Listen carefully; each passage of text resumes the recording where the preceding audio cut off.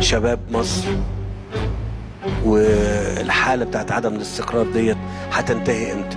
وكنت انا اقول لكم ان شاء الله بجهد الناس وبدم المصريين هينتهي، والحمد لله رب العالمين.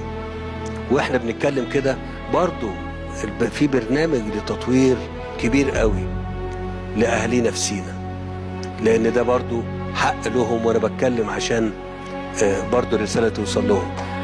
صحيح.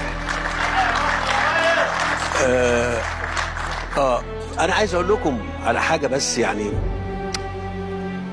هنا في، بس انا مش هتكلم في موضوعات زي دي دلوقتي لغايه لما تخلص.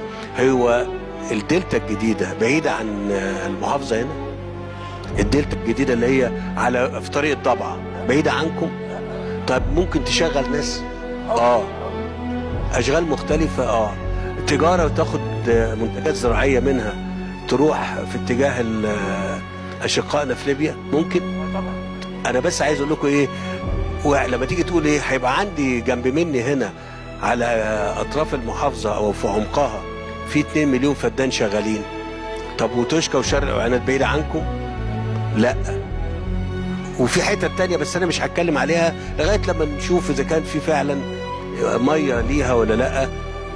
يعني ما بنقولش الا لما يعني انا عارف ف يعني ما بنقولش على الحاجات دي لغايه لما نطمن على ان اجراءات الدوله والدراسات اللي بتتعمل بتحقق